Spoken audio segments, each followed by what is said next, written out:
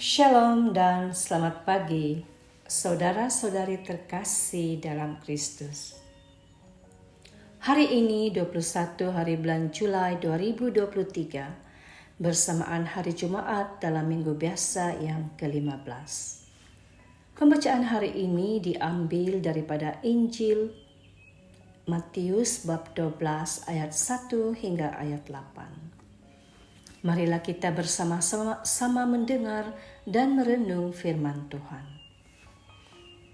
Pada waktu itu, pada hari Sabat, Yesus berjalan di ladang gandum. Kerana lapar, murid-muridnya memetik bulir gandum dan memakannya.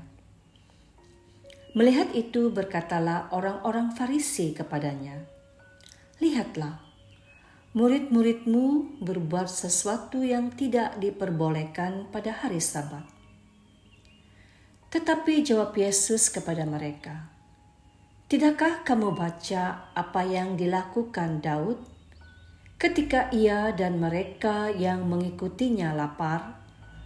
Bagaimana ia masuk ke dalam rumah Allah dan bagaimana mereka makan roti sajian yang tidak boleh dimakan, baik olehnya maupun oleh mereka yang mengikutinya, kecuali oleh imam-imam?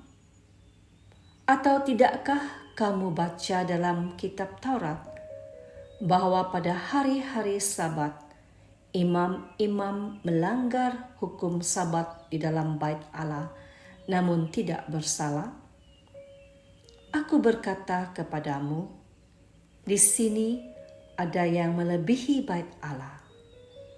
Jika memang kamu mengerti maksud firman ini, yang ku kehendaki ialah belas kasihan dan bukan persembahan, tentu kamu tidak menghukum orang yang tidak bersalah.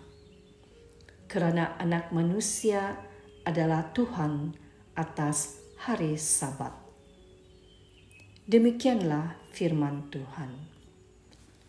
Terpujilah Kristus.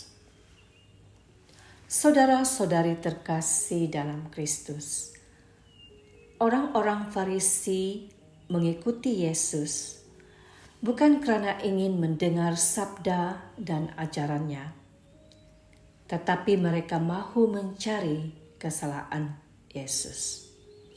Jika mereka dapat menemukan kesalahannya, maka mereka akan mengutuk Yesus habis-habisan. Mereka begitu penuh dengan iri hati dan dengki. Namun orang-orang Farisi tidak dapat mencari kelemahan Yesus.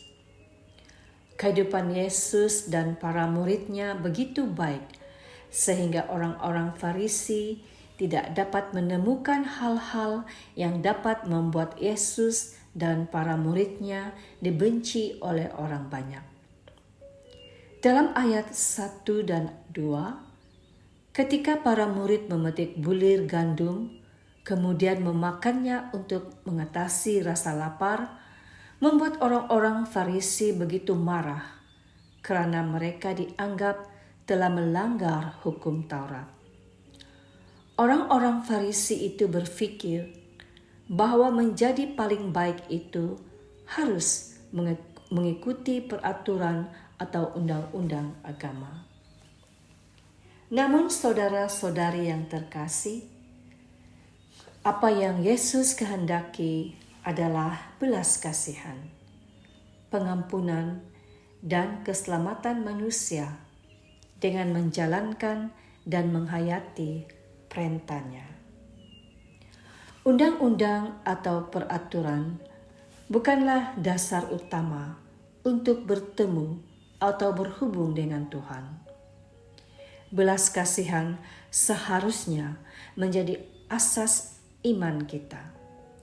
Kristiani bukanlah agama yang menekankan kepercayaan dan mengikuti siri-siri peraturan atau undang-undang, tetapi sukacita pertemuan dengan Tuhan yang mengilhamkan kita untuk mengubah hidup kita.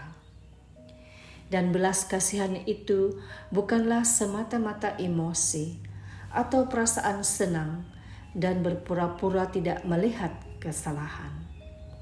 Belas kasihan adalah dapat melihat kerapuhan dengan hati yang lemah lembut dan berbelas kasihan untuk berusaha membantu pendosa melihat dan mengetahui dosa-dosa mereka sendiri dan seterusnya mampu menghadapi dan memperbaikinya.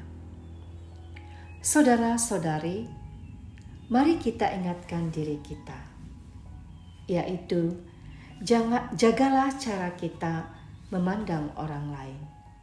Jangan dengan perasaan bangga diri, jangan dengan meremehkan. Injil ditulis dengan salah satu pesan yang menyatakan bahwa Allah mengasihi orang-orang remeh.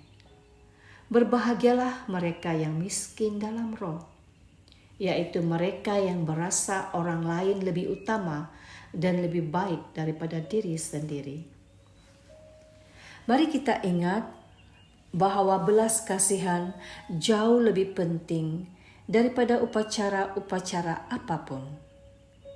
Melayani Tuhan berarti melayani sesama manusia.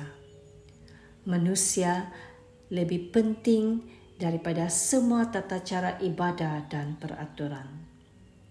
Peraturan dan tata cara ibadah dibuat bagi manusia dengan tujuan agar manusia mampu menjalankan tujuan penciptaannya. Tuhan Yesus tidak pernah membatalkan peraturan mengenai Sabat. Dia menjelaskan intipati Sabat. Sabat adalah hari di mana manusia menikmati istirahat di dalam Allah. Mari kita juga ingat untuk menganggap hari ibadat kita bukan sebagai peraturan yang terpaksa kita jalankan, tetapi sebagai hari di mana kita beristirahat di dalam Tuhan, hari untuk bersyukur dan memuliakan Tuhan. Tuhan memberkati kita semua.